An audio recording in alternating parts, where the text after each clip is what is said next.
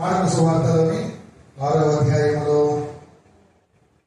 45 మొదలు 51 వచన భాగముల వరకు మనం చదువుకున్నాం.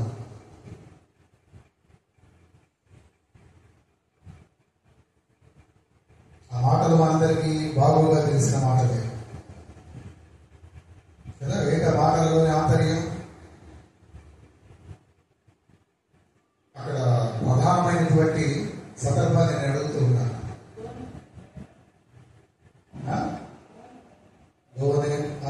తర్వాత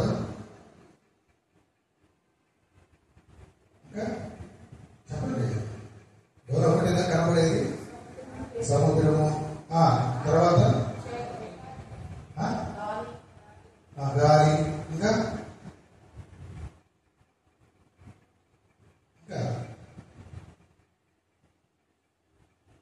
ఆయన శిష్యులు, వారితో ఉన్న ప్రభువు కదా, వారు దోణి ఎక్కడం, ఆ దోణి సముద్రం మీద పోవడం కదా. చాలా విషయాలు ఉన్నాయి దాంట్లో, అందరికీ తెలిసిన మాట లేదు. ఒక రీతిగా చూస్తే ఈ అద్భుతమైనటువంటి కార్యము లేదా ఈ అద్భుతము ఈ కేవలం మార్కు సువార్తలనే కాదు, కానీ మిగిలిన 3 సువార్తలలో, అనగా మొత్తంగా 4 సువార్తలలోనూ ప్రత్యక్షంగానో లేదా పరోక్షంగానో ప్రస్తావించబడినటువంటి ఒక విశేషమైన అంశం ఇది.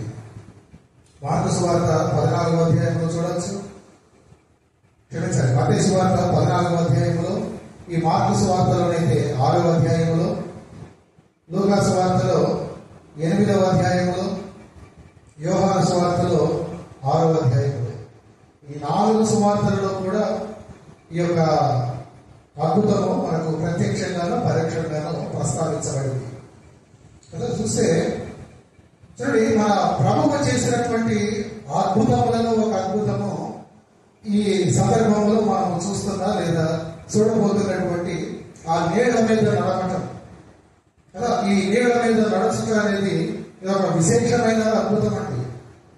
ఎందుకు నడవగలరా ఎవరైనా నీళ్ల మీద? నీళ్ల మీద నడవడం సాధ్యమైన కష్టం. కాబట్టి అది ఎంతైనా ప్రత్యేకమైనటువంటి విషయమే కదా. కొన్ని అద్భుతాలు మన ప్రభువు మానవుల బాధలను నివారించడానికి చేశాడు. మరికొన్ని అద్భుతాలు ఆయన వారి విజ్ఞాపనలను ఆయన విని వాటిని మన్నించి వారి విశ్వాసమును బట్టి చేశాడు.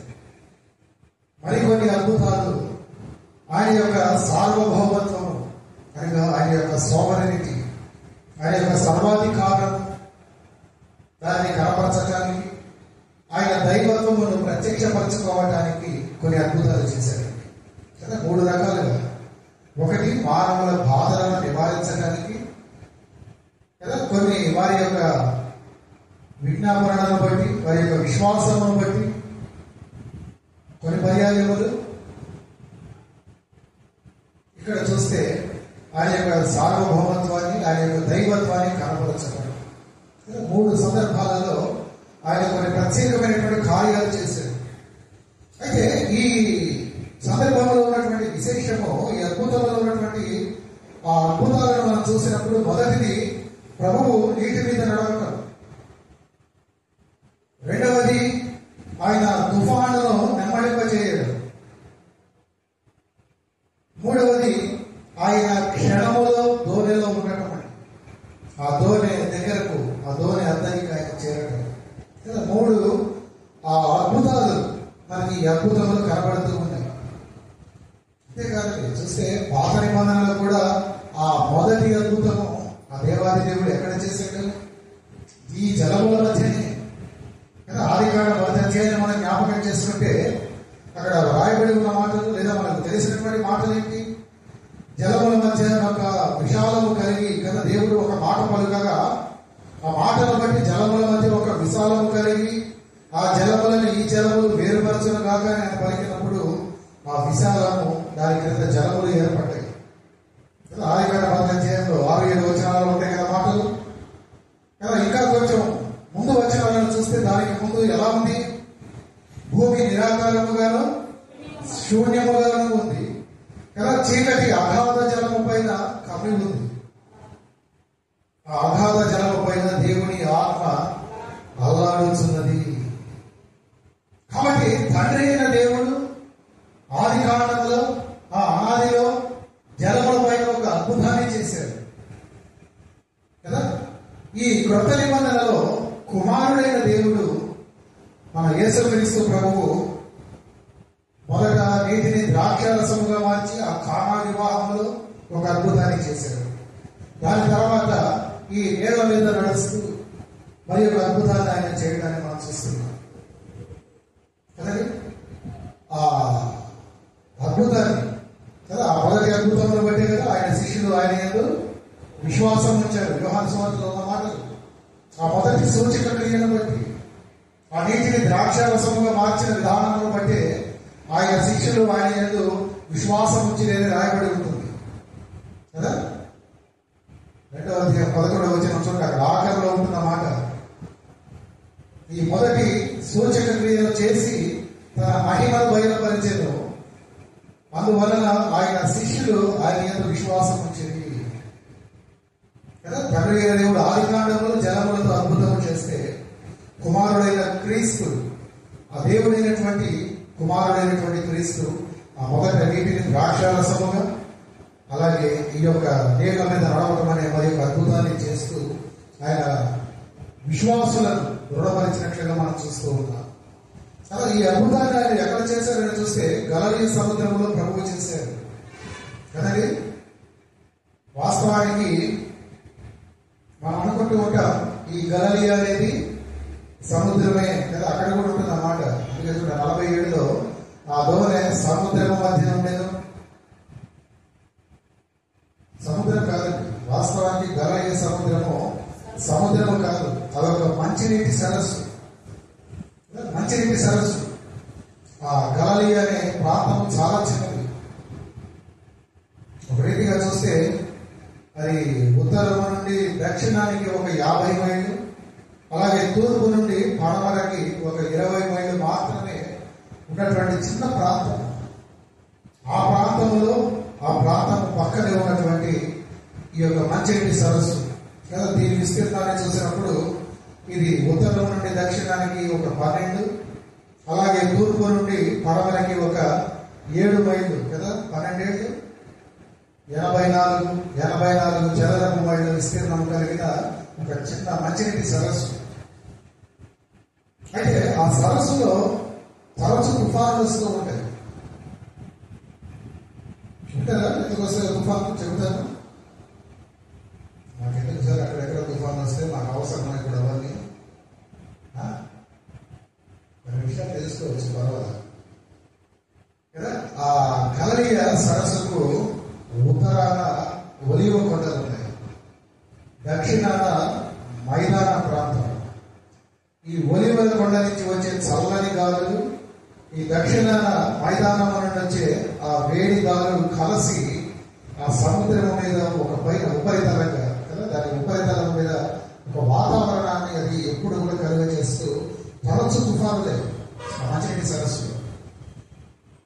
ఆ తుఫానులను బట్టి అక్కడ అలలు ఏర్పడుతూ ఉంటాయి.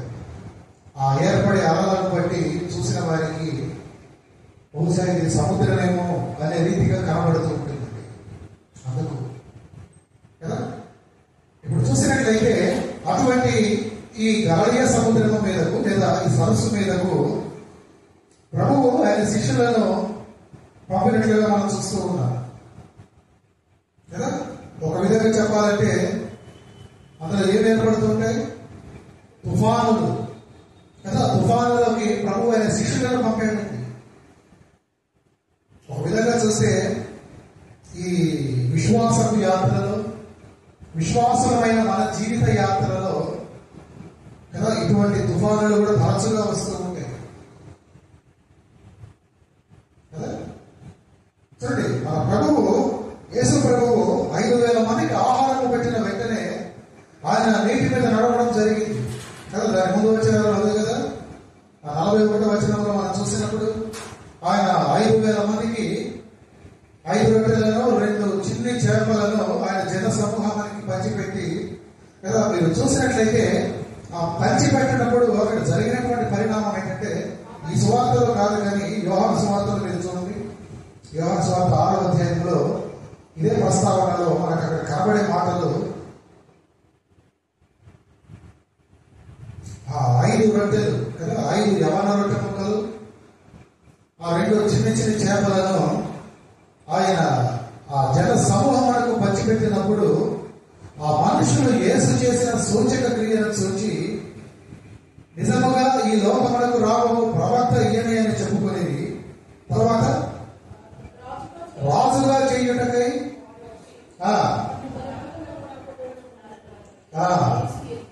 యేసు ఎరిగి కదా. చదవండి. తర్వాత సాయంకాలం అయినప్పుడు ఆయన శిష్యులు సముద్రమునకు వెళ్ళి దోణి ఎక్కి సముద్రపు అద్దరినున్న కపెర్నహూముకు పోవచ్చుండిరి. కదలండి కదా, కదలండి. ఈ ప్రజలు మనల్ని రాజుగా చేయబోతున్నారు, లేదా నన్ను రాజుగా చేయబోతున్నారు. అది కాదు కదా నేను వచ్చిన ఉద్దేశం, అది కాదు కదా నా తండ్రి చిత్తము. కాబట్టి ఇక్కడ నుండి మనం వెంటనే వెళ్ళిపోవాలి. కనుక ముందు మీరు ప్రయాణం కండి, నేను మీ వెనకాలే వస్తాను. ఆ సందర్భాన్ని మనం తలపోసుకుంటే ఆ రీతిగా కనబడుతూ ఉంటుంది కదా. యేసు ప్రభువును జన సమూహములు ఆ రాజుగా చేయాలనే ఉద్దేశమును ఎరిగినప్పుడు ఆయన ఆ శోధనలో పడకుండా వెంటనే తప్పించుకోవాలనే ప్రయత్నం అండి. అదొక శోధన కదా. శోధనలో పడి రాజు అవ్వడం కంటే శోధన చేయించి శిష్యులుగా ఉండటం, సేవకులుగా ఉండటం గొప్ప విశేషం అండి. చాలాసార్లు మనం మరిచిపోతుంటాం విషయాన్ని. ప్రభువుకు తెలుసు ఆ విషయం కదా. ఆయన జన సమూహాలను ఆ శిష్యులను బలవంతంగా పంపిన వెంటనే ఆయన ఏం చేశారు? ప్రార్థన చేయడానికి ఎక్కడికి వెళ్ళారు? ఒంటరిగా ఒలివ కొండకు కదా. ఆయన ఏకాంతముగా ప్రార్థన చేయడానికి ఆ కొండకు ఎక్కిపోయి చూడండి. సాయంకాలం అయినప్పుడు ఆయన ఒంటరిగా ఉన్నట్లుగా కదా, ఒంటరిగా చాలా విషయాలు ఉన్నాయి కదా కదా. శోధన రాబోతుంది కదా, ఆ శోధన గడియ వస్తున్నది, రాబోతున్నది అని తెలుసుకున్నప్పుడు ఆయన ఏకాంత ప్రార్థన చేయడానికి వెళ్ళాడు. ఏం నేర్పుతున్నారండి ప్రభువు? ఈనాడు మనం ఎన్నో శోధనల గుండా వెళుతూ ఉన్నాం కదా. మన కుటుంబాల్లో, మన సంఘములో, నీ వ్యక్తిగత జీవితంలో, నీ ఆత్మీయ స్థితిలో ఎన్నో శోధనల గుండా నువ్వు వెళుతూ ఉన్నావు. ఈనాడు నీకు ప్రభువు నేర్పుతున్న మాట, నీకు నేర్పుతున్న పాఠం ఏంటంటే ఆ శోధనను జయించడానికి నువ్వేం చేయాలి? ప్రార్థన కదా. ఏకాంతముగా నీవు ప్రార్థన చేయడానికి కూరుకోవాలి. అందుకే అక్కడ ఎదురు కాబోయే శోధన ఏంటంటే శిష్యులకు తెలియదండి, ప్రభువుకు తెలుసు. ఒక విధంగా చెప్పాలంటే ఆ తుఫానులోకి ఆయన పంపిస్తున్నాడు. తుఫాను రాబోతున్నదని తెలుసు, కానీ ఆ తుఫానులో కూడా ఆయన శిష్యులను కావాలనే పంపుతూ కదా. అందుకే అక్కడ ఉంటుంది చూడండి, అక్కడ వారిని బలవంతం చేశాను కదా. 46లో చూడండి, 45 కదా. అతనినున్న బెత్సయిదాకు ముందుగా వెళ్ళుడని ఆయన తన శిష్యులను వెంటనే బలవంతం చేశాడు. తెలియక కాదు, తెలిసే. శోధన రాబోతున్నదని తెలిసే, తుఫాను రాబోతున్నదని తెలిసే. ఈనాడు ఆయన శిష్యులుగా ఉన్న మనలను కూడా, ఆయన విశ్వాసముగా, ఆయన జన సమూహముగా పిలువబడుతున్న మనలను కూడా ప్రభువు తుఫానులోకి బలవంతముగా పంపుతున్నాడండి. చూద్దాం కొన్ని మాటలు, దాని వెనక ఆయన ఉద్దేశం ఏంటి? ఆయన ఏం చేయాలని మనల్ని పంపుతున్నారు, లేదా ఆయన ఏం చేయడానికి మనల్ని పంపుతున్నారో మనం నేర్చుకోబోతున్నాం కదా. శోధన గడియ వచ్చినప్పుడు, అది వస్తున్నదని తెలుసుకున్నప్పుడు ఏకాంత ప్రార్థనలో గడపడం చాలా క్షేమం. అక్కడ సందర్భాన్ని బట్టి చూస్తే ప్రభువు తన శిష్యుల కొరకు ప్రార్థించడానికి వెళ్ళినట్లుగా మనం చూడవచ్చు. తన శిష్యుల కొరకు ఆయన తప్పక ప్రార్థించుండవచ్చు. ఎందుకంటే ఆయనే కదా బలవంతంగా వారిని ఆ ధోనికి పంపించింది కదా. ఈ అద్భుతంలో 3 ప్రాముఖ్యమైన సత్యాలు ఉన్నాయి. మొదటిది, నేను అన్నట్లు మన ప్రభువు శిష్యులను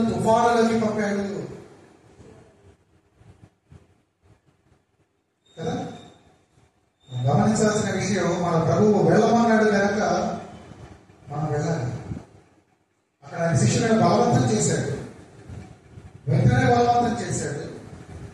వారు ధోనికి తుఫానులోకి, తుఫాను అని తెలియక ఆ తుఫానులోకి లేదా సముద్రంలోకి వారు ప్రయాణం అవుతున్నారు. కానీ ప్రభువు వెళ్ళమన్నాడు కనుక వెళితే ప్రమాదం ఉండదని మనం చెప్పలేకండి. చాలా మార్లు మనలో కలిగే గ్రాహ్యం ఏంటంటే ప్రభు పలికాడు కదా కాబట్టి మనం వెళ్ళలేం. ప్రభు వెళ్ళమన్నాడంటే అక్కడ ఏ ప్రాబ్లం మనకు ఉండదు లేదా ఏ సమస్య మనకు ఉండదు. ఇక్కడ ఉన్న సందర్భాన్ని బట్టి చూస్తే ఏ తుఫాను మనకు ఎదురు కాదు. అది కాదండి, ప్రభువు నిన్ను కావాలనే పంపుతాడు. నేను కావాలనే కొన్ని మార్లు నిన్ను బలవంతముగా నువ్వు వెళ్ళలోనే మొండికేస్తుంటావు, కానీ నిన్ను బలవంతముగా ఆయన తుఫానులోకి పంపుతూ ఉంటాడండి కదా. చూడండి, ప్రభువు మాట విన్నాం కనుక ఈ జీవితంలో ఈ పెను తుఫాను చెలలేదని మనం హామీ ఇవ్వలేము కదా. అది ప్రశాంతమైనటువంటి ప్రయాణం అనే వాగ్దానం కూడా ప్రభు మనకి ఇవ్వటం లేదండి. తుఫానులు ఉంటాయి నాకు తెలుసు, అయినా సరే మీరు వెళ్ళండి. మీరు వెళ్ళటం లేదా, నేను బలవంతం చేస్తున్నాను కనుక మీరు తప్పక వెళ్ళాలి. ఇప్పుడు నేను చెప్పానని చెప్పి మీరు వెళుతున్నారు కదా అని అక్కడ మీకు ఎటువంటి అపాయం ఉండదని నేను చెప్పను. ఏ తుఫానులు మీరు ఎదుర్కోరని నేను చెప్పను. ఉంటాయి, అయినా సరే మీరు వెళ్ళాలి. శిష్యులను ఆయన బలవంతం చేస్తున్నాడు తుఫాను రాబోతున్నదని తెలిసి కదా. ఆ శిష్యులు ధోనిలో చూడండి, ఆ సముద్రము మధ్యకు చేరుకునే సమయానికి ఏమైంది కదా. ఈ మార్కు సువార్త చూడండి, ఈ 47 ఏముంది, ఆ ధోని సముద్రము మధ్యన ఉండెను, ఆయన ఒంటరిగా మెట్టనుండెను. అప్పుడు వారికి గాలి ఎదురైంది కదా. వారు చేరుకునే వేళకు పెనుగాలి ఎదురైంది. ఎంతగా అంటే ఎందుకు మాట్లాడుతున్నానంటే మామూలు గాలికైతే ధోని నడిపించడంలో వారంతా ప్రయాసపడలేదు కదా. చూడండి, అక్కడ చూస్తే ధోని నడిపించడంలో వారు మిక్కిలి కష్టపడుతున్నారు కదా. వారు ఎక్కువగా కష్టపడుతున్నారంటే అది మామూలు గాలి కాదు, పెనుగాలు. వారు నడిపించడానికి కష్టపడేదని గాలులు లేదా తీవ్రమైన గాలులండి. వారు వెనుదిరిగి రావాలన్నా అంతే దూరం కాబట్టి వారు ఏం చేయాలి, తప్పదు, ముందుకే పోవాలి ఇక్కడ కదా. అక్కడ చూస్తే ఆ నడి సముద్రంలో ఆ సమయంలో శిష్యులు ఆ గాలి వానలతో ఆ పెను తుఫానులతో సతమతం అవుతూ ఉంటారు కదా. ఈ తుఫాను వెలుగు దాటిలో ఆ రాత్రి ముగి వస్తూ ఉంది, కానీ వారు ఒక అంగుళం కూడా ముందుకు వెళ్ళలేకపోతున్నారు కదా.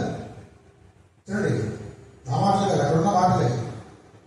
రాత్రి ముగి వచ్చింది, 4వ జాము సముద్రము మీద నడుచుచు వారి ఎదురుగా వచ్చినట్లుగా చూస్తూ ఉన్నారు కదా. కొన్ని మార్లు శిష్యులుగా విశ్వాసులుగా మనం శ్రమపడుతున్నప్పుడు ఎందుకు దేవుడు మన మొరలను వినడం లేదనే ఆ ఆలోచన మనకు కలగక మానదు కదా. ఎందుకు ఆయన మన కష్టాలను చూడలేకపోతున్నాడు కదండి. చాలా మనకి కలుగుతుండే ప్రశ్న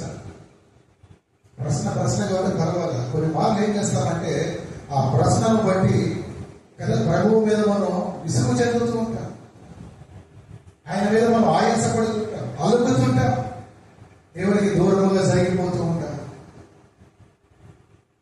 కానీ నీవు తలపోసుకోవాలి, ప్రభువు నిన్ను కావాలని ఆ శోధన గుండా నడిపిస్తున్నాడు. ఆ శ్రమ రాబోతున్నదని తెలిసే ఆయన నిన్ను పంపుతున్నాడు. అది తెలియక కొన్ని మార్లు మన ప్రభువు మీద మనం విరుచుకుపడుతుంటాం. కానీ మన దేవుడు చూసే దేవుడు అండి, ఆయన చూసే దేవుడు, ఆయన చూసే దేవుడు. చూడండి, 48లో ధోని నడిపించడంలో వారు మిక్కిలి కష్టపడుతుండగా ఆయన చూచి ఎప్పుడు వారు కష్టకాలంలో ఉన్నప్పుడు, తుఫానులో చిక్కుకున్నప్పుడు పెనుగాల మధ్యన వారు కొట్టుమిట్టాడుతున్నప్పుడు, ఆ నిశిరాత్రిలో సముద్రం మీద వారు ఒంటరిగా ఉన్నప్పుడు, బహుశా వారు ఎవరి కంటికి కానరాకపోవచ్చు, కానీ సర్వమును ఎరిగిన మన ప్రభువు నేత్రాలకు వారు కనబడుతున్నారు. ఆయన చూశాడండి, ఆయన చూశాడు. చూడటం ప్రభువుకు కొత్త కదా, చూడటం ప్రభువుకు కొత్త కాదు.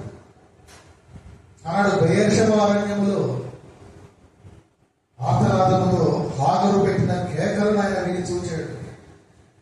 ఆమె దీన స్థితిని ఆయన చూసిన వాడు.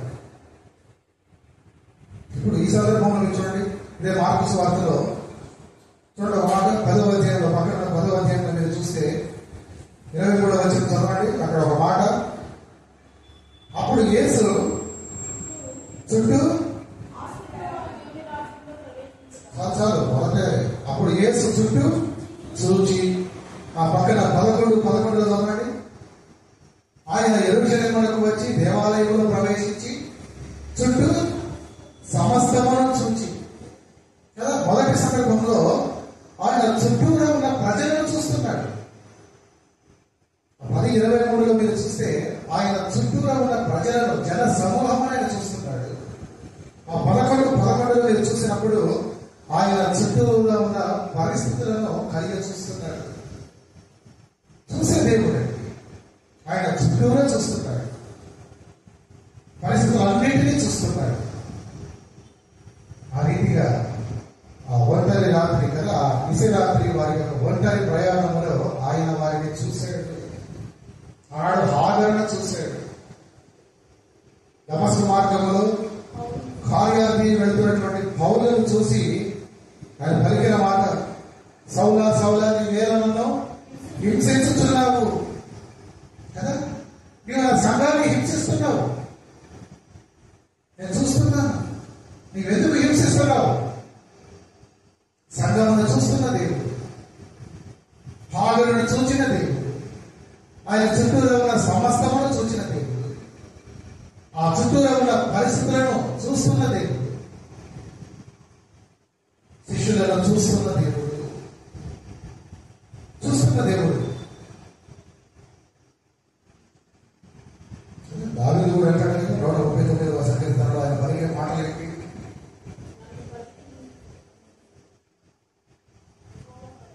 137లో దావీదు అంటాడు కొన్ని మాటలు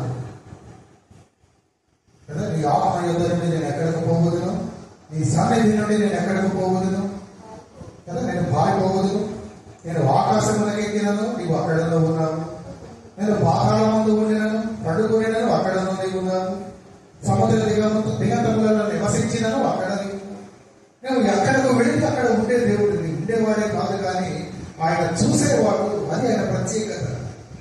నాకెందుకులే అని కనుమూసుకోడు, అది కాదు.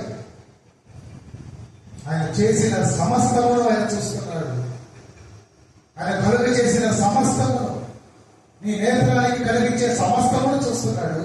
నీ నేత్రము చూడలేని ఆ అనంతమును కూడా ఆయన చూస్తూ ఉన్నవాడు. చూసే దేవుడు. ఆ శిష్యులను చూశాడు, వారి పరిస్థితిని ఆయన చూశాడు, ఎలా ఉన్నారో వారు చూశాడు కదా. మన కష్టాల నుండి కలదేర్చడానికి మన ప్రభువే ఎక్కువ శ్రద్ధ కలిగిన వాడే.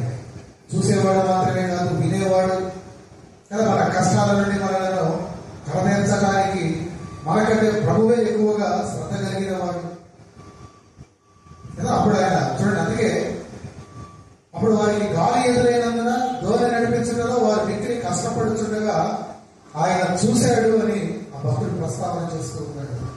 ఎందుకు చూశాడు? వారు కష్టపడుతుంటే సంతోషించదానే కాదు, తుఫాను రాబోతున్నదని తెలిసి నేనే కదా వారిని పంపింది. ఇప్పుడు వారు తుఫానులో చిక్కుకున్నారు కనుక ఇప్పుడు వారిని ఆ కష్టం నుండి బయటకు తీసుకురావాల్సిన వాడిని నేనే కనుక వారిని ఏ రీతిగా బయటకు తేవాలో ప్రభువు చూస్తూ ఉన్నాడు. అందరు శిష్యులు కూడా కష్టాలలో ఉన్నారని ప్రభువు చూచి ఆయన హుటాహుటిన వారిని రక్షించడానికి రాత్రి ఇంచుమించు 4వ జాము సముద్రం మీద నడుచుచు వారి యొద్దకు వచ్చెను. అక్కడ రాయబడి ఉన్నమాట చూసినప్పుడు ప్రియదేవుని సంగమా, ప్రభువు నేల మీద నడవటం కదా ఆయన శక్తిని ప్రదర్శించడానికి కాదు, కానీ ప్రభువు శిష్యులతో వచ్చిన ధోరణిలో ప్రభువు శిష్యులు ఆయన తీసుకువెళ్ళారు కదా. అప్పటి వరకు ఆయనతో వచ్చిన శిష్యులు ఆ ధోరణిలోనే వచ్చినటువంటి ప్రభువు ఇప్పుడు ఏం చేశారంటే ఆ శిష్యులను మీరు ఆ ధోరణి తీసుకుని వెళ్ళండి, ముందు మీరు వెళ్ళండి. ఆయనకు వేరే ఆల్టర్నేటివ్ లేదు, ఏదో ధోరణి లేదు. వారు చూస్తే ఎక్కడున్నారు? సముద్రం మధ్యలో ఉన్నారు, తుఫానులో చిక్కుకొని ఉన్నారు. ప్రభు ఎక్కడున్నారు? మెట్టనున్నారు, ప్రార్థనలో ఉన్నారు. ఆయన ఊహించిన రీతిగా లేదా ఆయనకు తెలిసిన రీతిగా ఆ శోధన గడియ రానే వచ్చింది. ఆ తుఫానులో వారు చిక్కుకున్నారు. ఇప్పుడు వారిని కడతీర్చాలి అనగా దాని నుండి వారిని బయటకు నడిపించాలి కదా. అక్కడ ఒక మాటను కనుక మనం జ్ఞాపకం చేసుకుంటే ఎలా వెళ్ళుంటారంటారు? ప్రభువు ఎలా వెళ్ళుంటారు? వారి దగ్గరికి వెళ్ళారని మనం చూస్తున్నాం కదా. ఎలా వెళ్ళారు? చూడండి, అక్కడ రాత్రి ఇంచుమించు 4వ జామున సముద్రం మీద నడుచుచు వారి ఎందుకు వచ్చేలో ఉంది. ఎలా వచ్చుంటారని అడుగుతున్నారు. నడుచుచు, ఓకే, ఎట్లా నడుస్తారు? నేల మీద నడవడం సాధ్యమా? 2 పాసిబిలిటీస్ ఉంటాయి అక్కడ. 2 విశేషాలుగా లేదా 2 రకాలుగా జరిగి ఉండాలి. ఒకటి, ఆయన శరీరంతో కనుక నడిచి ఉన్నట్లయితే ఆయన ఏం చేసి ఉంటారంటే వాస్తవంగా భూమి ఆకర్షణ శక్తిని ఆ ప్రాంతంలో కొంతసేపు ఆయన నిలిపివేసి ఉండాలి కదా. లేకపోతే ఏమవుతుంది? కొంత బరువు ఉంటే ఈ శరీరం ఏమవుతుంది? భూమి ఆకర్షణ శక్తికి ఆయన మునిగిపోతారు కదా. సర్వమును సృజించింది ఆయనే. ఈ విశాలంలో భూమిని వేలాడదీసిన వాడు ఆయనే కనుక అది ఆయనకు సాధ్యమే కనుక ఆయన నడవబోయే ఆ కొద్ది ప్రాంతానికి ఆ కాసేపటికి ఆ భూమి ఆకర్షణ శక్తిని ఆయన నిలిపేసి ఉండవచ్చు. ఆయన ఒకవేళ శరీరంతో కనుక నేల మీద నడవడానికి సిద్ధపడింది. లేదు, మరొక రీతిగా ఇంకొక అవకాశం ఉంది. ఆ కొంత సమయానికి ఆయన తన శరీరాన్ని మహిమ శరీరంగా మార్చుకుని ఉండవచ్చు. అప్పటి వరకు మట్టి శరీరమే, ఈ మానవ శరీరమే. కానీ ఆ నీళ్ల మీద నడిచే సమయానికి ఆయన మహిమ శరీరంగా మార్చుకుని ఉండవచ్చు. ఎందుకు అంటున్నానంటే మాట, మహిమ దేహాలకు ఈ పంచభూతాలతో సంబంధం ఉండదు. ఈ కనిపించే భూమి, ఆకాశము, నీరు, నిప్పు, గాలి దానిని చేరుకోలేదు. మహిమ దేహం మీద వాటి ప్రభావాన్ని చూపలేదు. ఇప్పుడు ఆయన నేల మీద నడవగలుగుతూ ఉన్నారు అంటే ఒకటి, ఆ కాసేపటికి ఆయన మహిమ ప్రవేశం చేసి ఉండొచ్చు. కానీ నేను అంటాను, అక్కడ రాయబడి ఉన్న ఒక మాటను బట్టి ఆయన బహుశా ఆ 49లో మనం చూస్తే ఆయన సముద్రం మీద నడుచున్న వాళ్ళు చూచి భూతమని తలంచి కేకలు వేసింది కదా. ఆ భూతమని తలవడానికి ముందు కొంత మనం ఆలోచన చేస్తే ఆయన రూపాంతరం చెందినప్పుడు ఆ మహిమ దేహం ఆయన ధరించుకున్నప్పుడు ప్రకాశమానంగా వారికి కనిపించుంటారండి. బహుశా వారు అందుకే అనుకుంటా అది భూతమని వారు భయపడి కేకలు వేశారు. ఏది ఏమైనా ప్రభువుకు సమస్తము సాధ్యమే. ఆయన ఒకవేళ ఈ శరీరంతో నేల మీద నడిచినా అలా నడవడానికి సాధ్యపడేలాగా కాసేపటిగా భూమి ఆకర్షణ శక్తిని నిలిపివేసినా ఆయనకే సాధ్యం. లేదు, కొంతసేపు రూపాంతరం వచ్చింది, ఒక్కసారిగా ఆ మట్టి దేహం నుండి ఆ మహిమ దేహముగా మారడానికి సాధ్యం. ఏది ఏమైనా ఆయన ప్రభువుల శిష్యులను చేరుకోవడానికి మనం గమనించాలి కదా. అసాధ్యాలను సాధ్యపరిచే దేవుడు అండి. ఆయన శిష్యులను చేరుకున్న వైనాన్ని మనం చూస్తాం కదా. ఆ రీతిగా ప్రభువు నేల మీద నడుస్తూ వారి ఎదురుకు వచ్చారు. కానీ నీళ్లలో మునిగిపోలేదు. కానీ చూస్తే వారు ఆయన నేల మీద నడిచి వారి ఎదురుకు రావడమే కాదు, కానీ ఆ భయాందోళనలో ఉన్నటువంటి శిష్యులను ఆయన ధైర్యపరిచినట్టుగా చూడండి 50వ వచనంలో ఆయన వారిని పలకరించి ధైర్యం తెచ్చుకోండి, నేనే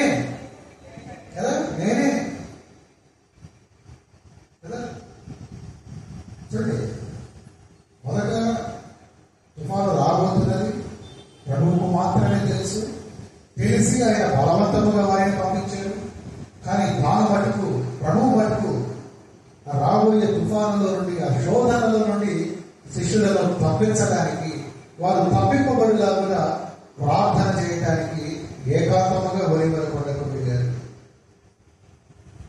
అలా వెళ్ళటమే కాదు, ప్రార్థించారు. ఈ పక్క చూస్తే ఆ తుఫాను రానే వచ్చింది. వారు చిక్కుకున్నారు. వారి బలము చాలటంగా, వారి సామర్థ్యము చాలటంగా, చేపల వారే కదా. అటువంటి తుఫానులలో మరి ఆ దోణిని నడపగలిగే వారి నైపుణ్యం చాలటంగా గమనిస్తున్నారండి. కానీ వారికి ఏది సాధ్యపడకపోయినా, వారు ఏది చేయలేకపోయినా వారిని గురించి ప్రార్థించిన ప్రభువు వారి సమస్యను చూశాడు. కానీ మనం నేర్చుకోవాలి, మన దేవుడు, మన ప్రభువు చూచే దేవుడు. నాడు నీవు ఏ సమస్యతో ఇక్కడ కూర్చున్నావు, ఏ కష్టం వచ్చి ఆయన సంఘాలయంలో నీవు ఉన్నావు, నువ్వు తప్పక గుర్తుపెట్టుకోవాలి, నీ ప్రభువు నిన్ను చూస్తున్నాడు. నీ తుఫానులో నిన్ను చూస్తున్నాడు, నీ ఎరుగులో నిన్ను చూస్తున్నాడు, నీ ఇబ్బందిలో నిన్ను చూస్తున్నాడు. నీవు అనుకోవచ్చు, ఎవరు చూడటం లేదు నా వైపు, ఎవరు నా దగ్గరకు రావటం లేదు. కానీ ప్రభు వస్తాడు. ఆయన వచ్చి చూపించాడు. అసాధ్యమైన రీతిలో వచ్చాడు. నీవు అనుకోవచ్చు, ఈ సమస్యలో నన్ను గట్టెక్కించడానికి, ఈ సమస్యను నన్ను కడదేర్చడానికి ఎవరైనా ఎలా వస్తారు? ఎవరైనా ఎలా వస్తారు అంటే నీవు ఆలోచన చేస్తున్నావు. నీవు మామూలు మనుషుడవు గనక, నీ సహాయము కోరేది మామూలు మనుషుల నుండి గనక నీవు బయటకు రాలేకపోయావు గనక వారు కూడా నేను బయటకు రాలేదు కదా, వాడు కూడా నేను బయటకు తేలేదు అని. కానీ ప్రభువు నీవు కోరుకున్నట్టుగా రాడండి, నీ ఊహకందు రీతిగా రాడాలిగా, ఆ నీళ్ల మీద నడిచిన రీతిగా. ఇక్కడ ఏదైనా సరే ఉండొచ్చు. నేను చెప్పినట్లు ఆయన శరీరంతో నడిచుంటే భూమి ఆకాశ శక్తిని నిలిపేసి ఉండవచ్చు, లేదా రూపాంతరం వచ్చేది మహిమ ప్రవేశంతో, మహిమ దేహంతో ఆయన వారి దగ్గరికి వచ్చి ఉండవచ్చు. ఆయన ఎలా వచ్చినా తప్పక మన కష్టకాలంలో మన వైపు నడిచే ప్రభువు, మనల్ని చూచే మన ప్రభువు, చూచి మన వైపు నడిచే మన ప్రభువు. నడవటమే కాదు, నేను ధైర్యపరిచేవాడు, భయపడకూడదు అని నీకు అభయం ఇచ్చేవాడు.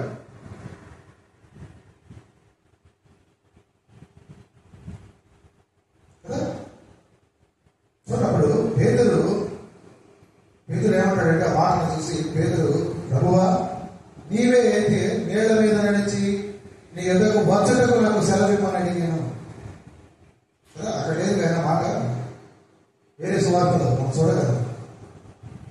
మత్తయి సువార్తలో చూడండి, ఇదే సందర్భం కదా. మత్తయి సువార్త 14వ అధ్యాయంలో చూడండి, 28వ వచనం.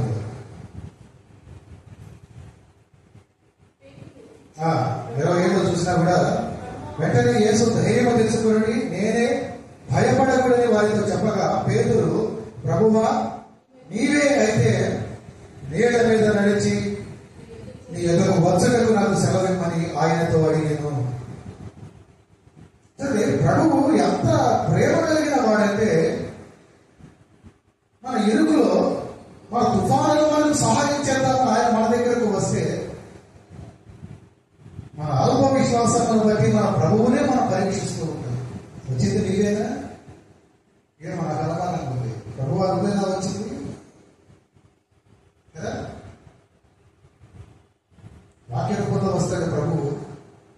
నీవంటావు పాస్టర్ గారు కదా వాక్యాన్ని చెప్పింది, మరి ప్రభు మాట్లాడండి కదండి.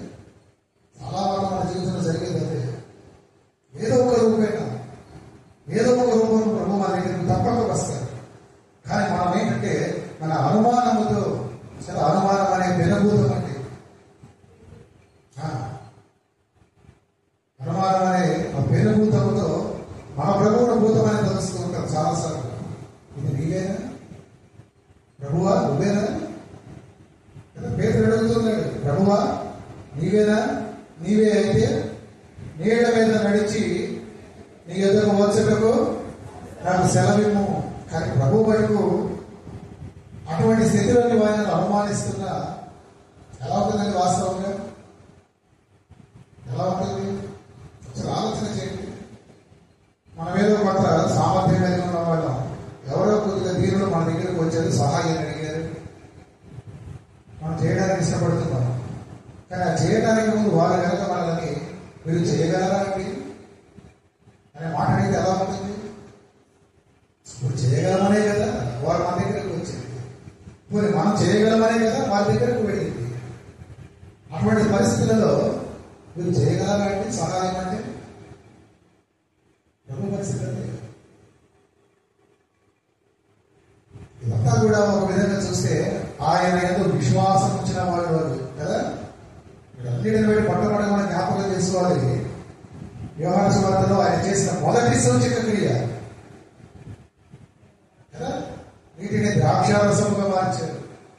ఆ మొదటి సూచక క్రియను బట్టి ఆయన సామాన్యమైన వాడు కాదు, మన యజమానుడు, మన ప్రభువు మామూలు వాడు కాదు.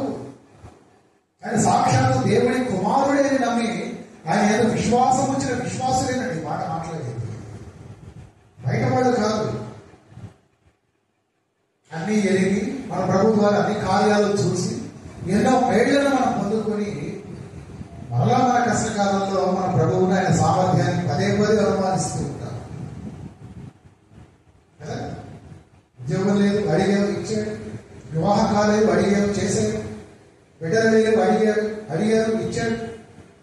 ఇంకోటి ఏదో కష్టం వచ్చింది, మరలా ఈ ప్రభువు మనకి ఇవ్వగలడా? ఈయన మనకు సహాయపడతారా? కొన్ని అలా ఉంటుంది మన విశ్వాసం కదా. పేతురు అడుగుతున్నాడు, కానీ ప్రభువు ఎంత ప్రేమ కలిగిన వాడంటే చూడండి, విశ్వాసమును ప్రదర్శించాలని ప్రయత్నించే ప్రతి ఒక్కరికైనా చేరువుగా ఉంటాడండి. పేతురుకు చేరువుగా ఉంటాడు. పేతురు అడిగాడు, కానీ పేతురుతో ఆయన అంటాడు, ఏమన్నాడు? రా నువ్వు నా దగ్గరకు రా, ఇక అనుమానం అయితే నా దగ్గరకు రా, నీకే తెలుస్తుంది. విశ్వాసమును ప్రదర్శించాలని ప్రయత్నించే పేతురుతో ప్రభువు రమ్మంటున్నాడు. ఆ పేతురునే కాదు, పేతురు వలె ఆ అల్ప విశ్వాసమును ప్రదర్శించిన మా అందరినీ కూడా ఆయన రమ్మని పలుకుతున్నాడు. నీకు అనుమానం అయితే నిజంగా 4 అడుగులు వెయ్యి అడుగులు ఎందుకు ఆగిపోయావు?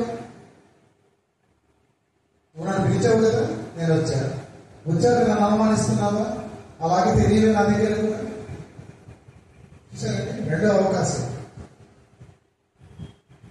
వచ్చిన ప్రభువును నీవు అనుమానించిన, అపహాస్యం చేసిన ఆయన ఎంతో ప్రేమ కలిగిన వాడు కనుక మన ప్రియ ప్రభువుకి ఇంకొక అవకాశం ఇస్తూ, ఓకే నో ప్రాబ్లం, ఐడియా కట్టుని అలాగే రా నా దగ్గర, అనుమానం ఉందా? నువ్వే రా ఈసారి.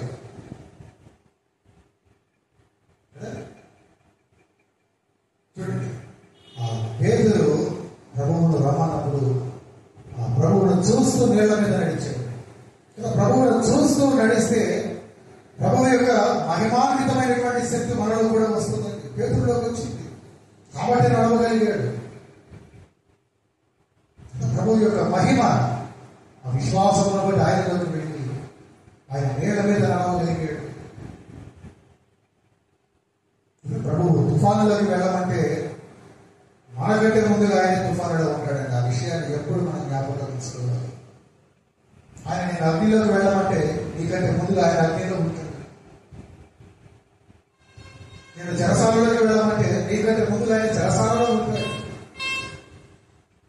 నేను పంపి ఒంటరిగా వదిలివేసేవాడు కాదండి ప్రభు. అలా నీవు నమ్ముకునే వారు విడిచిపెడతారేమో, కానీ ప్రభు విడిచిపెట్టాడు. ఆయన నీవు పరిపూర్ణముగా నమ్మితే ఆయన నిన్ను ఆ రీతిగా విడిచిపెట్టేవాడు కాదు.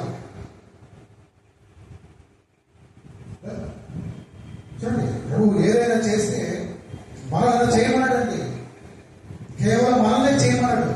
నీవు చేయి, నీకు ఆజ్ఞాపించిన నేను కూడా నీకు తోడుగా ఉన్నా. నువ్వు గమనించడం లేదు అంతే, నువ్వు గమనించడం లేదు. ఏ సమస్యలో మీరు ఉన్నారో నాకు తెలియదు, కానీ గుండా నడిపిస్తున్న ప్రభువు మీతో ఉన్నాడు. మీరు గమనించడం లేదు. ఆయన మీ దగ్గరే ఉన్నాడు, మీ చెంతనే ఉన్నాడు. మీరు గమనించడం లేదు. గమనించి మీరు ప్రభు వైపు చూడటం లేదు. చూసి ఆయన పిలుపుని అందుకొని ఆయన ఎదురు మీరు రావటం లేదు. అందుకే మన జీవితంలో కార్యాలు జరగవు. విశ్వాసి వెనకబడుతున్నాడు, ఇదే కారణం అండి. లేక అంటాం, ప్రభు చూడు నన్ను ఎటువంటి శోధనలో నడిపిస్తున్నాడు, నేను ప్రతి వారం క్రమముగా వెళ్తాను కదా, నేను ప్రతి అర్పణ క్రమముగా ఇస్తాను కదా, నేను క్రమముగా భక్తి చేస్తున్నాను కదా, మరి ప్రభు ఎందుకు నన్ను ఎంతగా పరీక్షిస్తున్నాడు, ప్రభు ఎందుకు నన్ను ఎంత బలవంతముగా నడిపిస్తున్నాడు? విసుగుతాం, బలవుతాం, ఆగిపోతాం. కానీ నేను పంపించిన ప్రభువు నేను గురించి ప్రార్థన చేస్తుంటాడు. నీ కొరకు తండ్రి ఏదో ప్రార్థన చేసి నీ సహాయం కొరకు తప్పక నీ దగ్గరకు వస్తాడండి. అదే మనం చూస్తున్నాం ఇక్కడ.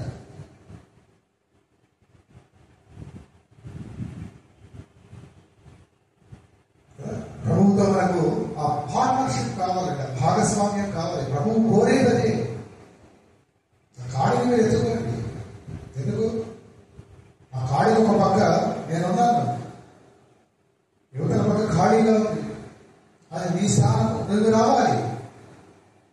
ప్రభువు మీద నీకు నమ్మకం ఉంటే భారం ఆయన నీ మీదకు రాకుండా తానే ఎక్కువ భారం వహించగలడు అనే నమ్మకం నీకుంటే ఆ ఖాళీ కిందకు వస్తావు. ఖాళీ కిందకు వస్తావు. కానీ మనకు ఆ నమ్మకం తక్కువ, ప్రభువు మీద ఆ విశ్వాసం తక్కువ కదా. శిష్యులైతే తుఫానులోకి వెళ్ళమన్నారు, వెళ్ళారు. ఆయన బలవంతం చేయగా వెళ్ళారు. ఇప్పుడైనా మనం కూడా శోధనలు కూడా ప్రభు వెళ్ళాలి అని ఆజ్ఞాపిస్తే తప్పక వెళ్ళాలండి. అందుకు విధేయత, విశ్వాసం మనకు అవసరం. చూడండి, రెండవది, మొదటిది ప్రభు శిష్యులను తుఫానులోకి పంపాడు. రెండవది, మన ప్రభువుకు మనము శ్రమలలో ఎదగటం సమ్మతమే. సమ్మతమేనండి. నేను శ్రమలోకి పంపించడానికి గల కారణం నువ్వు ఎదగాలని. నేను ఎందుకు పంపాడు అంటే నువ్వు ఎదగాలనే. నువ్వు ఎక్కడ బలహీనపడ్డావు, నీ ఆత్మీయతలో నువ్వు ఎక్కడ వెనకబడ్డావు, ఆ వైపుగా నీవు ఎదగటానికే ప్రభువు నిన్ను నడిపిస్తూ ఉంటాడు కదా. మీరు ఒక రీతికి ఆలోచన చేసి అర్థమవుతుంది కదా. అందరం కూడా మన ప్రభు రక్తంలోనే కదా కడగబడింది. అందరం కూడా ఒక దగ్గరికి కదా చేర్చబడింది. అందరం కూడా ఒక ప్రభువునే కదా ఆరాధిస్తున్నది. మరి మనకు వచ్చే శోధనలు ఎందుకంటే బలు విధాలు ఉంటాయి. ఆలోచన చేస్తే ఆయా పరిస్థితులలో నీకు బలహీనంగా ఉన్నావు కాబట్టి నీకు ఒక రకమైన శోధన, నీకు ఒక రకమైన శోధన, నాకు ఒక రకమైన శోధన. మనం ఎక్కడైతే వెనకబాటులో ఉన్నామో ప్రభువు వాటి గుండానే మనల్ని నడిపిస్తాడు. కారణం ఆ ప్రతి పరిస్థితులలో నీవు బలపడాలి. అందరం ఒక దగ్గరే ఉన్నాం, కానీ మనకు వచ్చే శోధనలు వేరు కదా. శ్రమలలో నిలకడగా ఉండటం చాలా శ్రేయస్కరం, ఓర్పు కలిగి ఉండటం ఎంతో మేలు. అలాగే భర్త పౌలు అన్నాడు తెస్సలోనిక సంఘానికి రాస్తూ, చూడండి ఆయన రాసిన మొదటి లేఖలో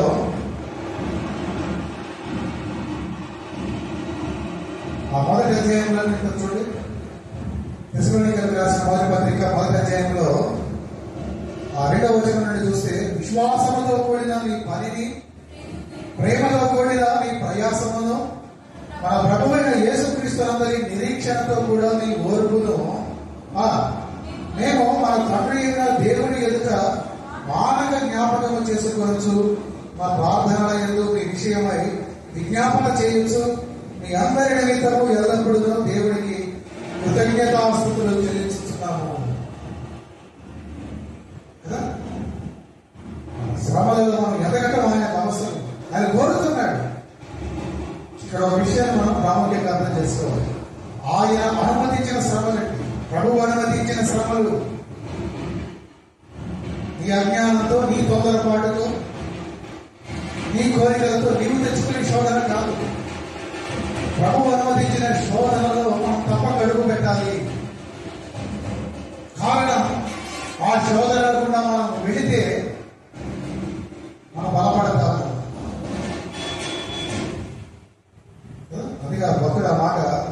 సంఘానికి రాస్తూ అంటాడు.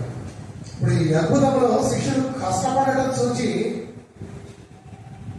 యేసు చూసి వెంటనే ఆయన వారిని బలకరించి ధైర్యం తెచ్చుకోండి అని ప్రోత్సహిస్తాడు కదా. మన ప్రభువు మన విషయంలో అంటే మన ఆదుకునే విషయంలో వెంటనే సహాయం చేసేవాడు. వెంటనే అంటే దాని అర్థం ఆయన సమయం చూపుతున్నారు.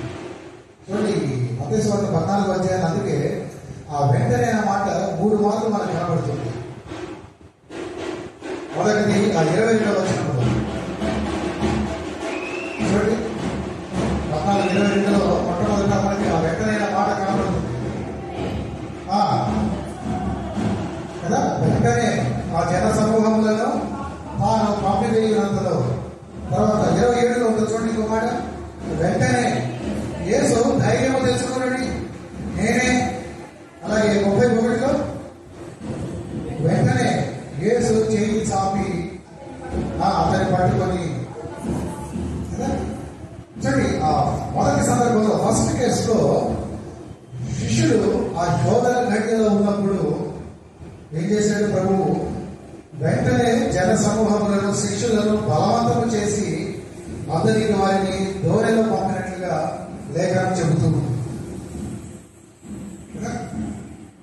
అంటే వారు శోధనలో పడకుండా కాపాడటానికి ప్రభు యొక్క శోధనలో నడిపించబోతున్నాడు. అంటే ఇప్పుడు నిర్మూల ఈ క్షణము, ఈ సమయము, ఈ స్థలము నీకు మరింత శోధన తెచ్చిపెట్టేది. అందుకు ప్రభు నీకు బలవంతం చేసి పంపిస్తున్నాడు. దాని అర్థం అక్కడ శోధన లేదని కాదు, కానీ ఇక్కడున్న శోధన కంటే ఆ శోధన నీకు మేలు. ఇక్కడున్న పెద్ద శోధన కంటే ఆ శోధన కొంత చిన్నదై ఉంటుంది. ఇక్కడున్న శోధనలో కంటే అక్కడున్న శోధనలో ప్రభువు నీకు మరి ఎక్కువగా సహాయం చేయగలడు. ఇక్కడ కూడా నీకు సహాయం చేశాడు. శోధన ఉంది కనుకనే, శోధన రాబోతున్నది కనుకనే ఆయన అక్కడనే ఉన్నాడు కనుక వెంటనే వారిని బలవంతం చేసి పంపేశాడు కదా. దాని అర్థం వారిని ఆ దూరంకి పంపించేటప్పుడు ఆ సముద్రంలో వారి శోధన రాత్రి కాదు, తుఫాను వస్తుంది. కానీ అక్కడ కూడా నేనే వస్తాను, ఇక్కడున్న నేను అక్కడికి రాను, మిమ్మల్ని పంపిన నేను అక్కడికి రాను, వస్తాడు కదా. అందుకే మన ప్రభు కలుగుతుంది. చూడండి, శోధనలో కాపాడకుండే దేవుడు అంటే నువ్వు శోధనలో పడకుండా నువ్వు కాపాడుకునే దేవుడు. అందుకే ఆయన నేర్పిన ప్రార్థనలో ఏముంటుంది?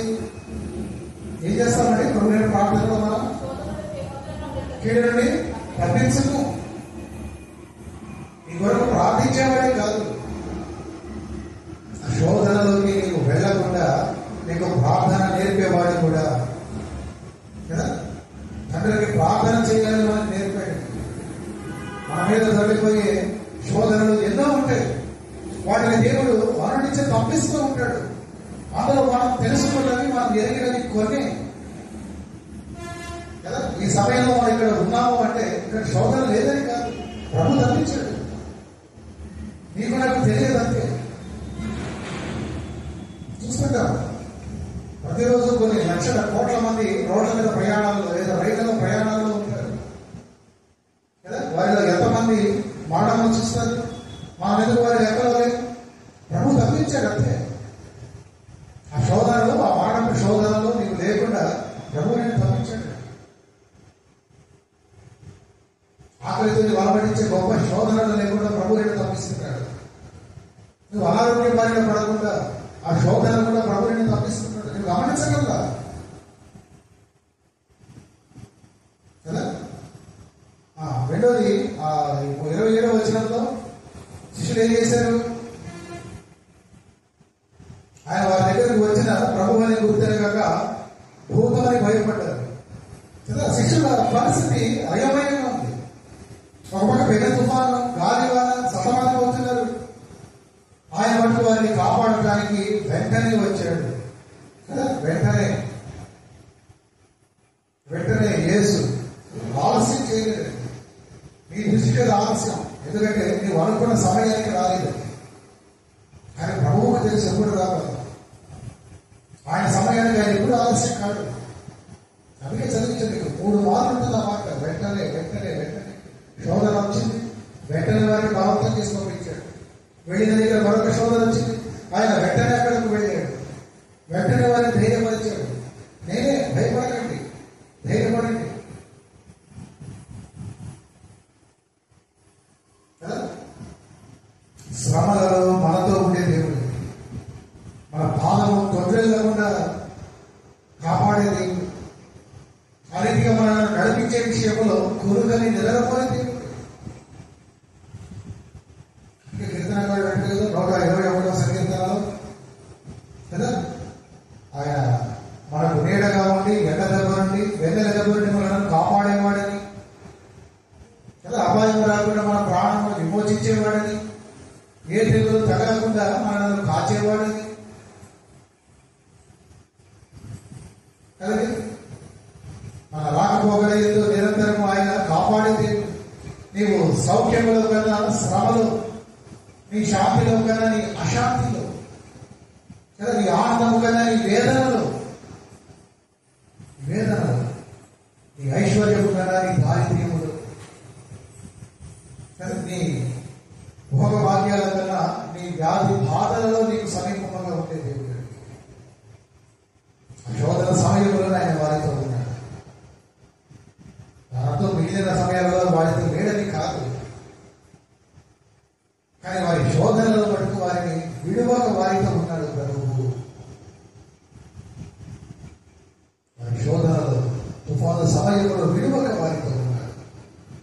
అంతకుముందు జన సమూహం వారి మీదకు రాబోతుండగా ఆ శోధన నుండి వారిని తప్పించాడు ప్రభు.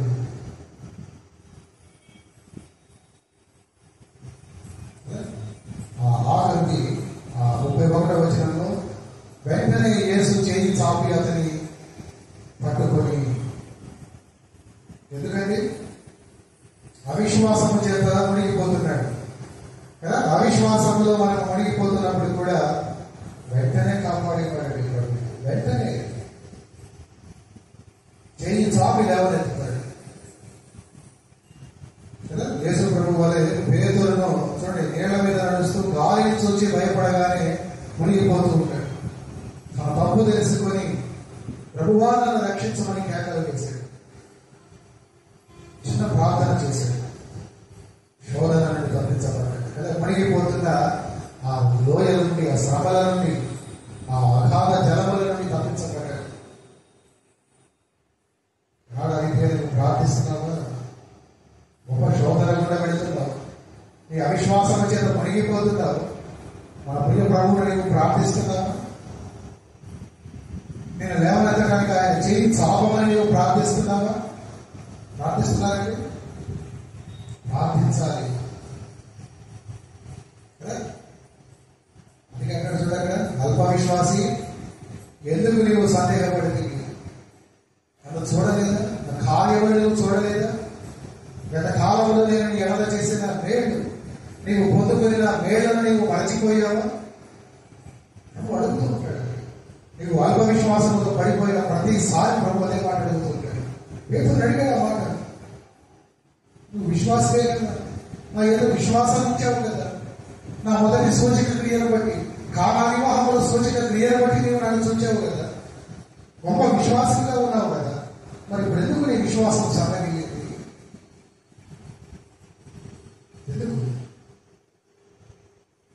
ఎందుకంటే ఉచిత సత్యం ఉంటాడు.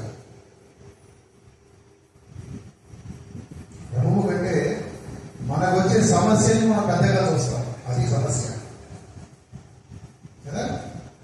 ప్రభువు కంటే మన సమస్య పెద్దది అనుకుంటాం కనుక అంత పెద్ద సమస్యని ఇంత చిన్నవాడిగా ఉన్నాడు కదా ప్రభువు, ఈయన చేయగలడు. అందుకే మనకు అల్ప విశ్వాసం చాలాసార్లు అదేనండి.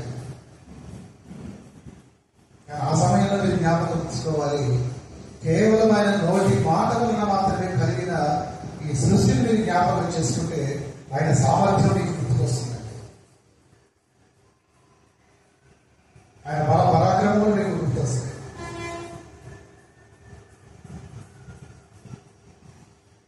అందుకే మత పేతుడు ఎప్పుడు పత్రికలో విశ్వాసం కర్తయు దాన్ని కొనసాగించేవాడైన క్రీస్తు వైపు చూస్తూ మీ పరుగు పందెంలో మీరు ఓపికగా పరిగెత్తారు.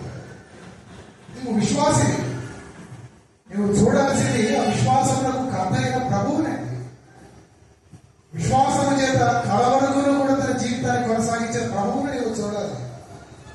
మనుషులను కాదు, నీకోటి మనుషులను కాదు,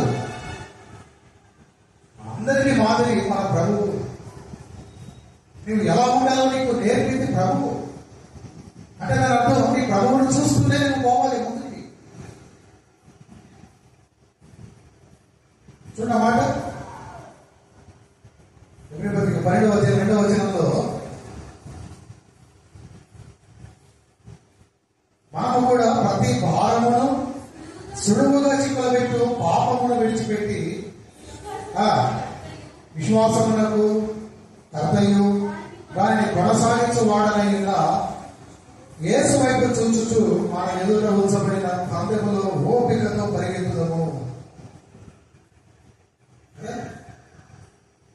ఏ భాగంగా వెళ్తున్నారు, ఏ చిక్కులలో మీరు ఉన్నారో నాకు తెలియదు, కానీ వాక్యం చాలా తేటగా చెబుతున్న మాట. నువ్వు విశ్వాసముతో చూడాలి. ఎవరి వైపు చూడాలంటే విశ్వాసమునకు పునాది, విశ్వాసమునకు కర్త, దాని కారణుడు, ఆ విశ్వాసము దాన్ని కొనసాగిన వాడు. యేసునే నీకు చూడు, నీకెందుకు పక్క చూపు పడిపోవడానికి తప్ప.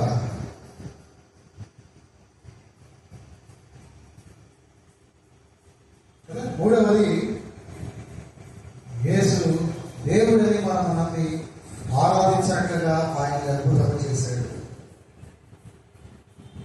3 కారణాల చేతండి ఈ అద్భుతం జరగడానికి. 3 కారణాలు. మొదటిది శిష్యులనైనా కావాలని పంపాడు కదా. ఎందుకు? వారి శ్రమలో ఎదగడం ఆయనకి సంతోషం, ఆయనకి సమ్మతమే. నువ్వు ఎదగాలి. నీ విశ్వాసంలో బలహీనంగా ఉన్నావు కదా పేతురు, నువ్వు ఎదగాలని నేను అనుకుంటున్నా. అలాగే విశ్వాసం నువ్వు ఎక్కడ బలహీనంగా ఉన్నావు, నేను అందుకే ఆ శోధనకుండా నేను నడిపిస్తున్నా. నువ్వేమో నన్ను తిడతావు, నాకు తెలియక కదా. నేను ఎందుకు పంపిస్తున్నానో తెలియక నన్ను తిడతావు, నాకు దూరంగా ఉంటావు, నాకు అలుగుతావు, నన్ను అడగవు. అంటే దాని అర్థం నన్ను ప్రార్థించు.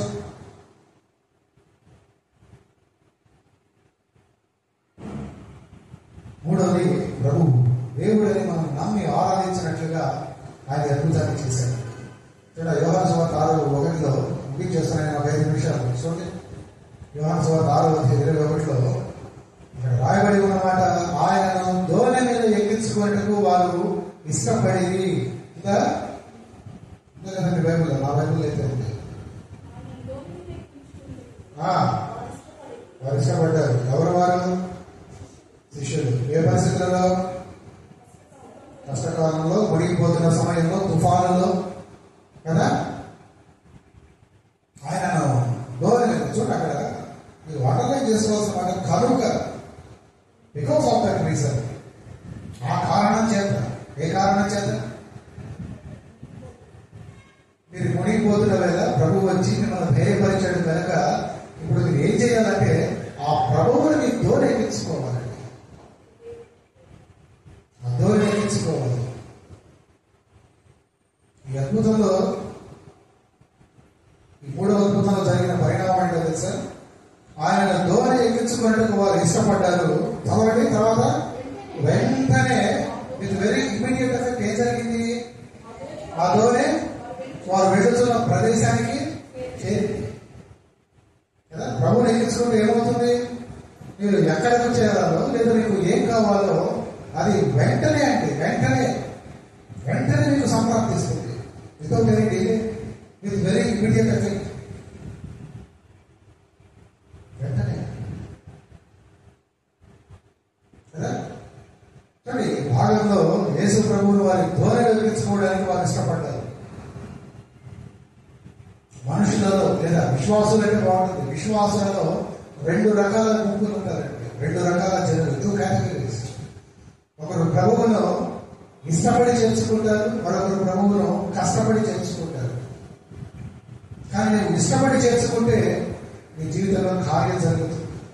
నువ్వు చేరాల్సిన గమ్యానికి చేరుతావు. నువ్వు ఏది అడుగుతున్నావో అది నీకు సంప్రాప్తిస్తుంది. కష్టపడి కాదండి. అంటే దాని అర్థం ఎవరో బలవంతం చేస్తే కాదు, పాదిరి గారు బలవంతం చేస్తున్నారని కాదు. నువ్వు సంఘానికి రావాల్సింది.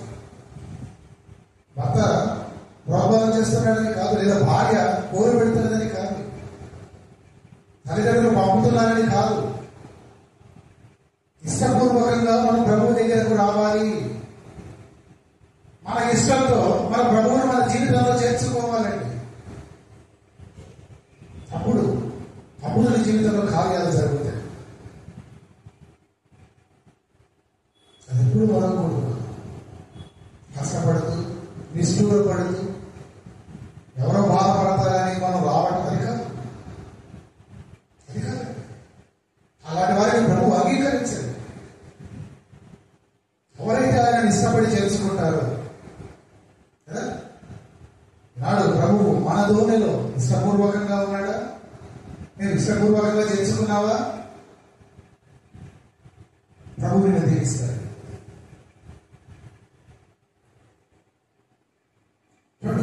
ఈ అద్భుతాలు శిష్యులు చూసి ప్రభువుని గురించి విభ్రాంతి చెందుతారు.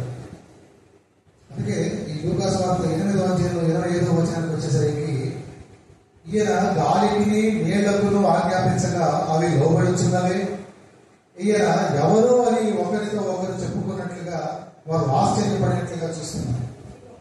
లూకా సువార్త 8:25. అదే మత్తయి సువార్త 14వ అధ్యాయం 33వ వచనానికి వచ్చేసరికి ఆ శిష్యులు పలుకుతారు, అక్కడ ధోనిలో ఉన్న వారు వచ్చి నీవు నిజముగా దేవుని కుమారుడు అని చెప్పి ఆయనకు బ్రొక్కి.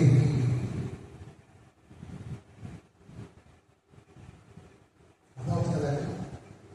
ఎంత ప్రభు ఎందుకు చేశారు అంటే ఆయన దైవత్వాన్ని, ఆయన సర్వాధికారాన్ని, ఆయన సార్వభౌమత్వాన్ని తాను ఏం చేయగలడు నీకు నిరూపించడానికే ఇదంతా చేస్తాడండి.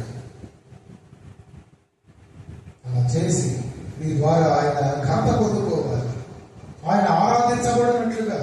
అందుకే మాట చూసారా మత్తయి 14:33 చదివారా?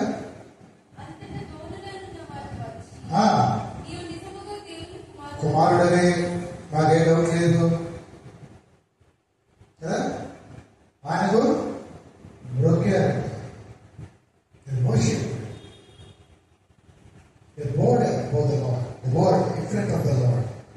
ఆయన ముందు వారు బ్రొక్కారు, సాగిలపడి బ్రొక్కారు ప్రభు కార్యాలు చూసి. కానీ కార్యాలు జరగడానికి ముందు వారు ప్రభువును ఇష్టపడి చేర్చుకున్నారు. కష్టపడి కాదు, నిష్ఠూరపడి అంతకన్నా కాదు. నాడు సభాయనకి రమ్మని పిలవాలంటే భయంగా ఉన్నాడు. ఎక్కడ నా మీద కష్టపడతారు అని.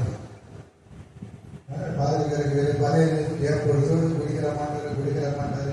ఆయన సరే అదే పని, మాకు ఎన్ని పనులు. ఇలా ఉంటాయి విశ్వాసాల ఆలోచనలు కదా. అలాగే అనుకుంటున్నారు కదా. గుడికి వెళ్ళామా ప్రార్థనకి అనుకుంటారు మనసులో. మీకు అదే పరిసరం, మాకు చాలా పనులు ఉన్నాయి కదా. ఆ పనులన్నీ ముగించుకుని ఏదైనా పనులు మానుకుని రావాలంటే మాకు ఎంత కష్టం. అది కాదు, ఇష్టపడేదండి దేవుడి దగ్గర. ఇష్టపడాలని మీరు చేర్చుకోండి. కొంత కష్టం ఉండొచ్చు, కొంత శోధన ఎదురవ్వచ్చు. కానీ ఆ శోధన ప్రభువు నేను పంపినదే. ఆయన నేను కావాలనే పంపాడు. నీవు ఎక్కడ బలహీన పడ్డావో ఆ బలహీనతలోనే నీవు బలపడాలి. పౌలు మహాశయుడు ఏమంటాడు? నేను ఎప్పుడు బలహీనుడనో అప్పుడే బలవంతుడిని. నువ్వు ఎక్కడ బలహీన పడ్డావో నీవు అక్కడే బలపడాలి. నీకు ఎక్కడ లోతుందో ఆ లోటులోనే ప్రభు నడిపిస్తాడు. నీ ఆ లోటును పూరించడానికి. మనం అనుకుంటాం ముందే సమస్య, మన ప్రభు ఇంత ఇదిగా నడిపిస్తున్నాడు అంటే ఒక సామెత. ఎక్కడ పోయిందో అక్కడే వెతకాలి కదా. ఒక దగ్గర బాలేసుకుని ఇంకో దగ్గర వెతికినా దొరకదు. నీవు ఎక్కడ సారిపోయావో అక్కడే నువ్వు బలపడాలి. నువ్వు ఎక్కడ బలహీనంగా ఉన్నావో అక్కడే నువ్వు నిలబడాలి. అందుకే ప్రభు నడిపిస్తాడు.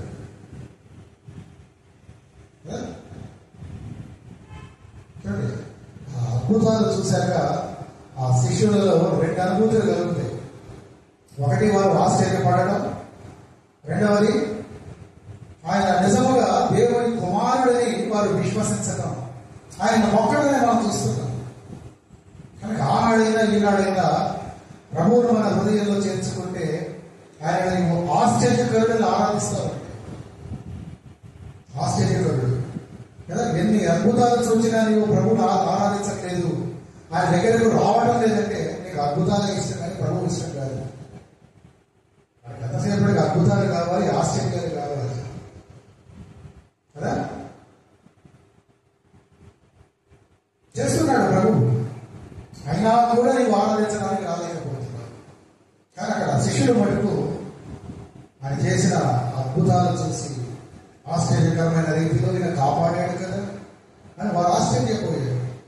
ఆయన దేవుని కుమారుడు, సాక్షాత్తు దేవుడని ఎరిగారండి, బ్రొక్కారు. మనం ఆయన దేవుడని తెలిసి ఆశ్చర్య కార్యాలు చూసి ఆయన మొక్కలేకపోతున్నాం, ఆయన ఆరాధించలేకపోతున్నాం, కొన్ని మాటలు ఆయన దగ్గరకు రాలేకపోతున్నాం కదా. ప్రతిదినం ప్రభు దగ్గరకు రాలేకపోతున్నాం. నా ఉద్దేశం మీ ప్రార్థన రూపంలో ఎంతమటుకు మీలో ప్రార్థన జీవితాన్ని కలిగి ఉన్నారు. ఎంతమంది ప్రార్థిస్తున్నారంటే ప్రతిదినం మీరు ప్రభు దగ్గరికి వెళుతున్నారా? ఆయన కార్యాలు చూసిన వారే కదా, ఆయన మొక్కుతున్నారా?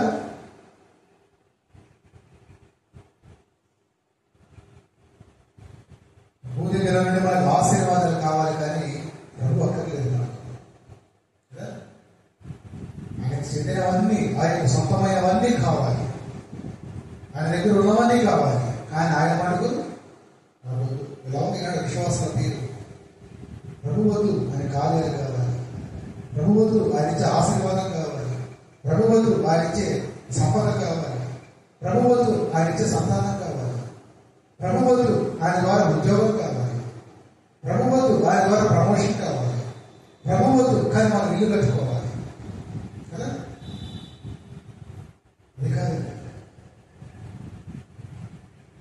విశ్వాసులుగా ఆ అద్భుతాలు లేకున్నా పర్వాలేదు కానీ నీవు నాకుంటే చాలు అని ప్రభువును మనం చేర్చుకోవాలి. ప్రభువు చేర్చుకోవాలి. ప్రభువు చేర్చుకుంటే తప్పని ఉంటే ఆశ్చర్యం మనకు ఎంత మాత్రం సందేహం. ఆయన పేరే ఆశ్చర్యకరుడు కదా. ఎక్కడ ఉంటుంది అన్నమాట? విషయ గ్రంథంలో ఉంటుంది. ఆశ్చర్యకరుడు, ఆలోచనకర్త. ఆయన పేరే ఆశ్చర్యకరుడు, ఆయన కార్యాలు ఆశ్చర్యం. కాబట్టి ప్రభువుని నువ్వు చేర్చుకుంటే నాడు నీకు ఏ విషయంలో ఏ సాధన గుండా వెళుతున్నారని ప్రభువు మీద నీవు విశ్వాసపడుతున్నావు, ప్రభువు పట్ల నీవు కష్టముగా ఉన్నావా? నీ ఉద్దేశం మార్చుకో. నీవు ఆయా విషయాలలో బలహీనంగా ఉన్నందుకే ప్రభువు నేను వాటికుండా నడిపిస్తున్నాడండి.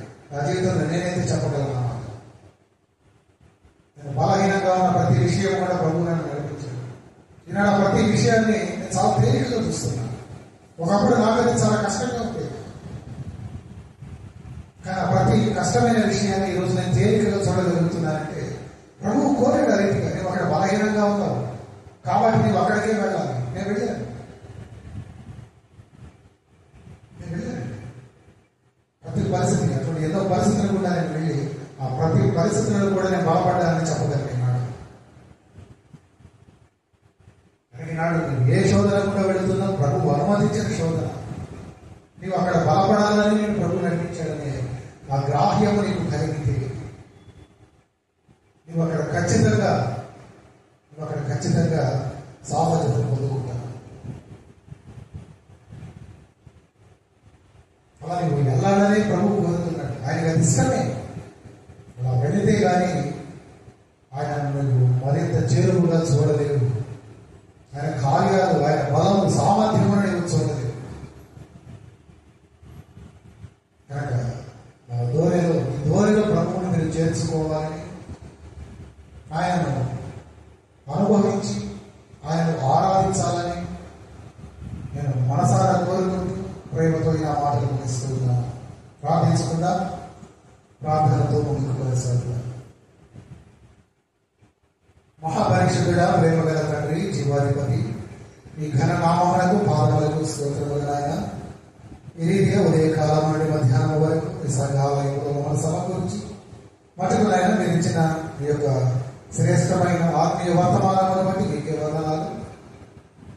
అవును ప్రభు, మీరు ఆశ్చర్యకరులు, అద్భుతాలు చేయని దేవుడు అయ్యా. మీరు చేసిన కార్యము ఆశ్చర్యం. ఆ రీతిగానైనా మీరు మా ఎడల కూడా ఆశ్చర్య కార్యాలు జరిగించాలని ఆశపడుతున్నారు. అలా జరిగించడానికి మేమేమై ఉన్నాము, మేము ఎక్కడ ఉన్నాము అయ్యా, మీరు మమ్మల్ని ఎందుకు అనుమతిస్తున్నారు, మీరు మాకు తేటగా తెలియపరిచారు. మటుకునైనా మీరు అనుమతించిన ప్రతి శోధన కూడా మేము నడిచి ఆ ప్రతి శోధనలో కూడా మీరు మాకు తోడే ఉండాలని అయ్యా, మీ చేయి చాపినైనా మీరు మాకు సహాయం ఇస్తున్నారని నమ్మొచ్చు. అయ్యా, మేము మీ సహాయం పొంది ఎదుట సాగిలబడి మిమ్మల్ని దొరికే అనుభవములని, మిమ్మల్ని ఆరాధించే అనుభవములని మమ్మల్ని నడిపించండి. అటుకనైనా మా ప్రియ మాటలు విన్నారు అయ్యా, వారు పేదల వారి అల్ప విశ్వాసంతో ఉండకున్నట్లు ఏదైనా సాధ్యపరచగలిగే సామర్థ్యము అయ్యా, మీ బల శౌర్యములనైనా మీ యొక్క ఉన్నవని ఆ గ్రాహ్యముల బిడ్డలు కలిగినైనా మిమ్మల్ని విడువకు వెంబడించినట్లుగా సహాయం చేయమని, మీకే ఘనతను మహిమను ఆపాదించినట్లుగా మీ బిడ్డలను బలపరచమని యేసు నామమున ప్రార్థిస్తున్నాము తండ్రి. ఆమేన్.